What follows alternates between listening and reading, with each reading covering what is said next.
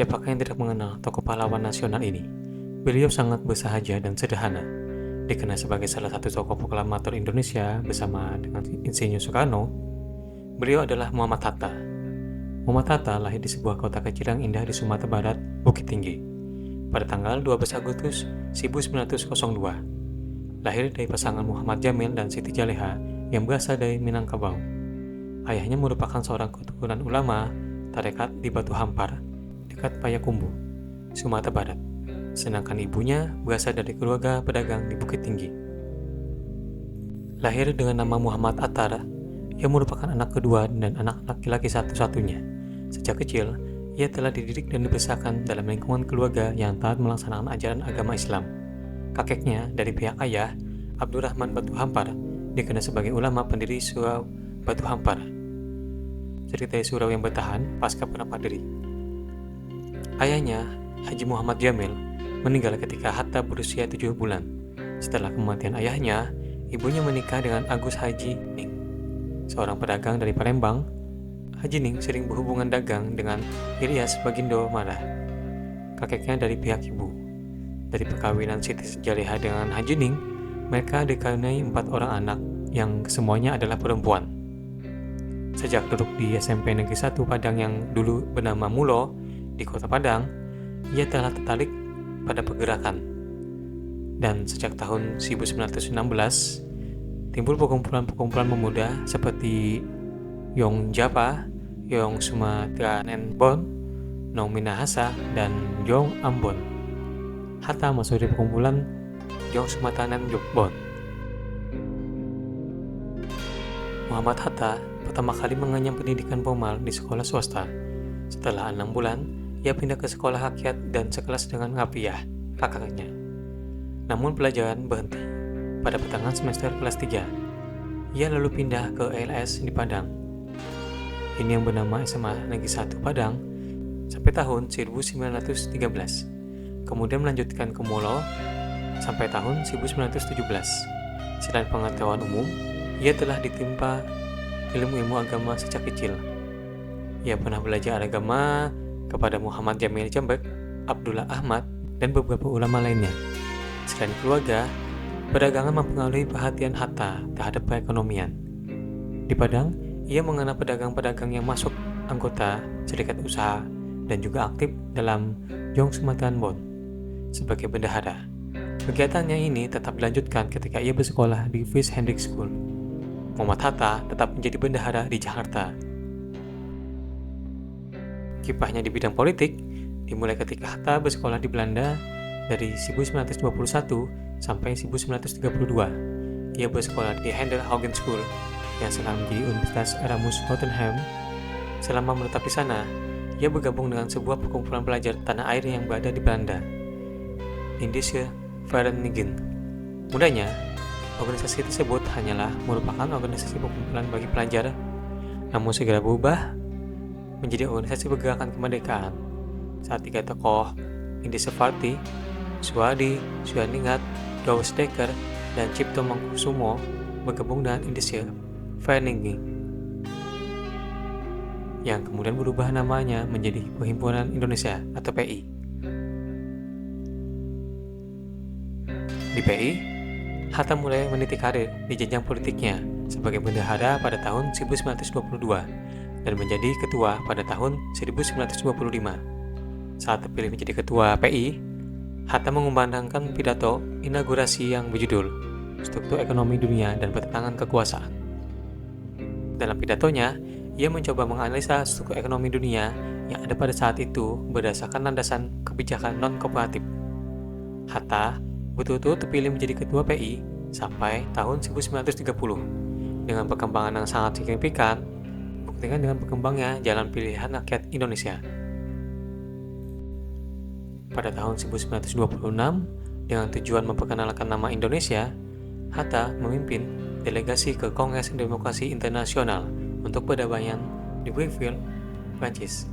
Tanpa banyak oposisi, Indonesia secara resmi diakui oleh Kongres, dan nama Indonesia untuk menyebutkan wilayah Hindia Belanda ketika itu telah benar-benar dikenal kalangan organisasi internasional.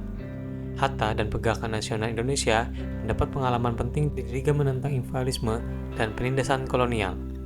Suatu kongres internasional yang diadakan di Brussels tanggal 10 sampai dengan 15 Februari 1927. Di kongres ini, Hatta berkenalan dengan pemimpin-pemimpin pergerakan buruh seperti G. Ledebour dan Edward Pimon, serta tokoh-tokoh yang kemudian menjadi negarawan di Asia dan Afrika, seperti Jawaharlal Nehru, berasal dari India, Hafiz Ahmad Danbe, berasal dari Mesir, dan Senghor, berasal dari Afrika. Persahabatan pribadinya dengan Nehru mulai dirintis sejak saat itu. Pada tahun 1927 itu pula, Hatta dan Nehru diundang untuk memberikan ceramah lagi, yang berjudul Liga Wanita Internasional untuk Perdamaian dan Kebebasan, di Glen, Swiss. Terus judul ceramah Hatta, El Indonesia at Some Problem the Independent, yang artinya Indonesia dan Persoalan Kemerdekaan.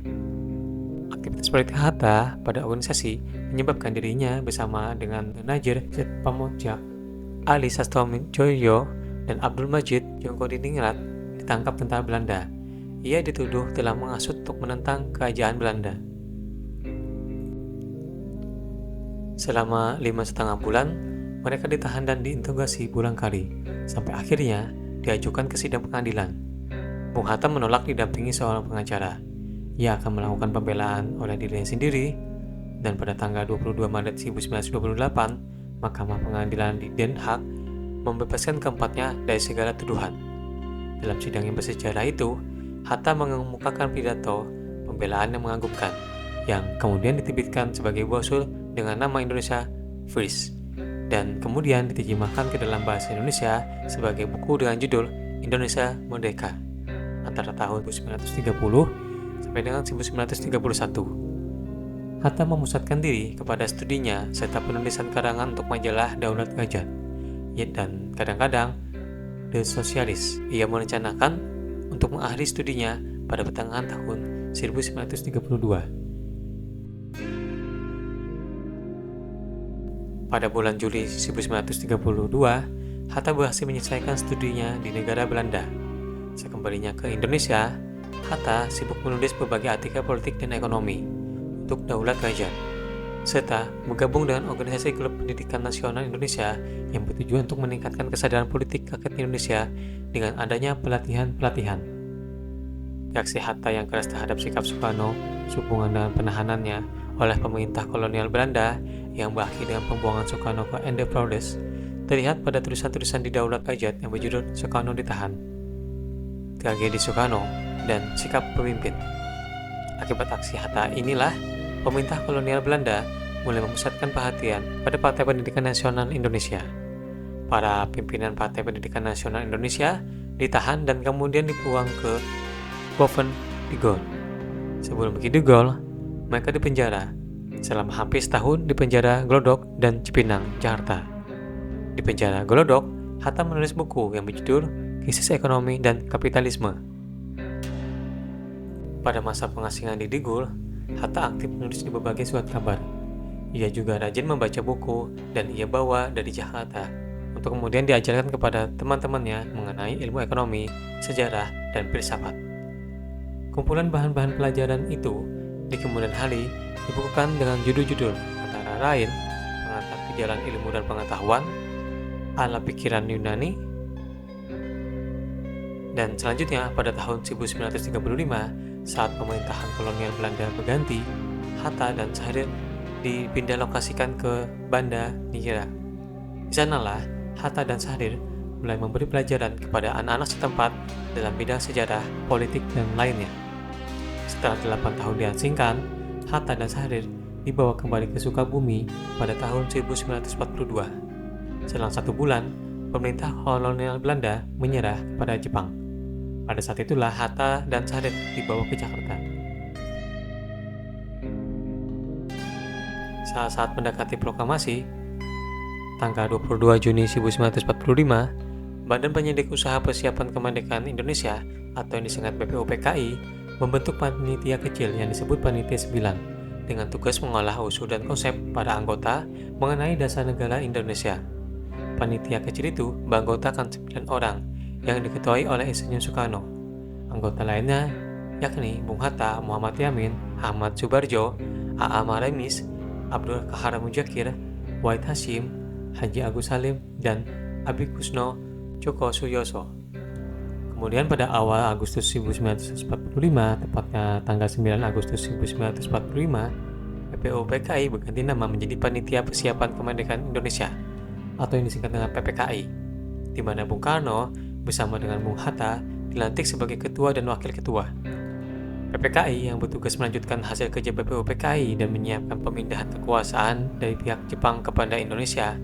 Dan pada tanggal 16 Agustus 1945 terjadilah peristiwa Rengas Dengklok, yang dimana pada peristiwa ini Bung Karno dan Bung Hatta diculik, kemudian dibawa ke sebuah rumah milik salah seorang pemimpin peta, Yeo Kisong, di sebuah kota kecil Rengas Dengklok yang dekat dengan Karawang, Jawa Barat. Penculikan dilakukan oleh kalangan pemuda dalam rangka mempercepat tanggal proklamasi kemerdekaan Indonesia. Dan pada malam hari itu, mereka mengadakan rapat untuk persiapan proklamasi kemerdekaan Indonesia di kediaman Laksamana Tadasi Maeda yang di Jalan Imam Bonjol 1 Jakarta. Keesokan harinya, panitia kecil yang terdiri dari 5 orang, yaitu Soekarno, Hatta, Soekarni, dan Sayuti, memisahkan diri ke suatu ruangan untuk menyusun teks proklamasi kemerdekaan. Soekarno meminta Hatta menyusun teks proklamasi yang ringkas. Hatta menyarankan agar Soekarno yang menuliskan kata-kata yang didiktenya. Dan setelah pekerjaan itu selesai, mereka membawanya ke ruangan tengah tempat para anggota lainnya menanti. Dan Soekarni mengusulkan agar naskah proklamasi tersebut ditandatangani oleh 2 orang saja, yakni Soekarno dan Muhammad Hatta. Dan semua yang hadir menyambut dengan bertepuk tangan. Dan pada tanggal 17 Agustus 1945, kemerdekaan Indonesia diproklamasikan oleh Soekarno dan Muhammad Hatta atas nama bangsa Indonesia, tepat pada jam 10 pagi di Jalan Pengesahan Timur 56 Jakarta, tanggal 18 Agustus 1945, Insinyur Soekarno diangkat sebagai Presiden Republik Indonesia dan Dr. Andes Muhammad Hatta diangkat menjadi Wakil Presiden Republik Indonesia. Soekardjo Wijoyonoto mengungkapkan bahwa Presiden dan Wakil Presiden harus merupakan satu dui tunggal. Indonesia harus mempertahankan kemerdekaannya dari usaha pemerintah Belanda yang ingin menjajah kembali pemerintahan Indonesia. Pemerintahan RI pindah dari Jakarta ke Yogyakarta. 2 kali perundingan dengan Belanda menghasilkan perjanjian Linggarjati dan perjanjian Renville, tetapi selalu berakhir dengan kegagalan akibat kecurangan pihak Belanda. Untuk mencari dukungan luar negeri, pada Juli 1947, Bung Hatta pergi ke India menemui Jawaharlal Nehru dan Mahatma Gandhi dengan menyamar sebagai kopilot bernama Abdullah. Nehru berjanji India dapat membantu Indonesia dengan protes dan resolusi kepada PBB agar Belanda dihukum. Kesukaran dan ancaman yang dihadapi silih berganti. September 1948, PKI melakukan pemberontakan. Pada tanggal 19 Desember 1948, Belanda kembali melancarkan agresi militer kedua. Presiden dan Wapres ditawan dan diasingkan ke Bangka. Namun perjuangan rakyat Indonesia untuk mempertahankan kemerdekaan terus berkobar di mana-mana.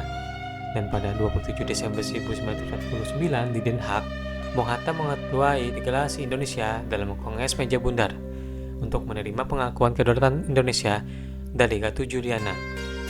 Bung Hatta juga menjadi Perdana Menteri waktu negara Republik Indonesia Serikat atau RIS berdiri. Selanjutnya setelah RIS menjadi Negara Kesatuan Republik Indonesia, Bung Hatta kembali menjadi Wakil Presiden. Selama menjadi Wakil Presiden, Bung Hatta tetap aktif memberikan ceramah-ceramah di berbagai lembaga pendidikan tinggi. Dia juga tetap menulis berbagai karangan dan buku-buku ilmiah di bidang ekonomi dan koperasi. Dan dia juga aktif membimbing gerakan koperasi untuk melaksanakan cita-cita dalam konsepsi ekonominya. Dan pada tanggal 12 Juli 1951, Bung Hatta mengucapkan pidato radio untuk menyambut Hari Koperasi di Indonesia.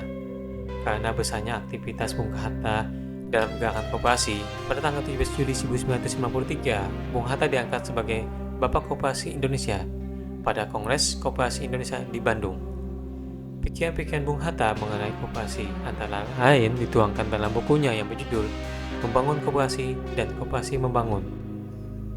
Dan pada tanggal 27 November 1956, Bung Hatta memperoleh gelar kehormatan akademis, yaitu Dr. Honoris Causa dalam ilmu hukum Universitas Gadjah Mada, Yogyakarta. Dan pada kesempatan itu, Bung Hatta mengucapkan pidato pengukuhan yang berjudul Lampau dan Datang. Sesudah Bung Hatta meletakkan jabatannya sebagai Wakil Presiden RI, beberapa gelar akademis juga diperolehnya dari berbagai perguruan tinggi. Universitas Padjadjaran di Bandung mengukuhkan Bung Hatta sebagai guru besar dalam ilmu politik perekonomian. Universitas Hasanuddin di Ujung Pandang memberikan Dr. Honoris Causa dalam bidang ekonomi, dan Universitas Indonesia memberikan Dr. Honoris Causa di bidang ilmu hukum. Pidato pengukuhan Bung Hatta yang berjudul Menuju Negara Hukum. Tahun 1960, Bung Hatta menulis Demokrasi Kita dalam majalah Panji Masyarakat, sebuah tulisan yang terkenal karena menunjukkan pandangan dan pikiran Bung Hatta mengenai perkembangan demokrasi di Indonesia waktu itu. Dan dalam masa pemerintahan Orde Baru, Bung Hatta lebih merupakan kenegarawan sesepuh bagi bangsanya daripada seorang politikus. Pada tanggal 15 Agustus 1972, Presiden Soeharto menyampaikan kepada Bung Hatta anugerah negara berupa tanda kehormatan tertinggi, Bintang Republik Indonesia kelas 1, pada suatu ucapan kenegaraan di Istana Negara. Bung Hatta, proklamator kemerdekaan dan wakil presiden pertama Republik Indonesia, wafat pada tanggal 14 Maret 1980 di Rumah Sakit Dr. Cipto Mangkusumo, Jakarta, setelah 11 hari dirawat pada usia 77 tahun.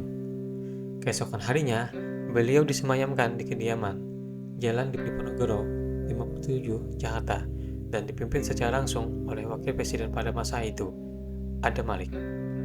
Setelah wafat, pemerintah memberikan gelar pahlawan proklamator kepada Bung Hatta pada tanggal 23 Oktober 1986 bersama dengan mendiang Bung Karno pada 7 November 2012. Bung Hatta secara resmi bersama dengan Bung Karno ditetapkan oleh Presiden Susilo Bambang Yudhoyono sebagai pahlawan nasional.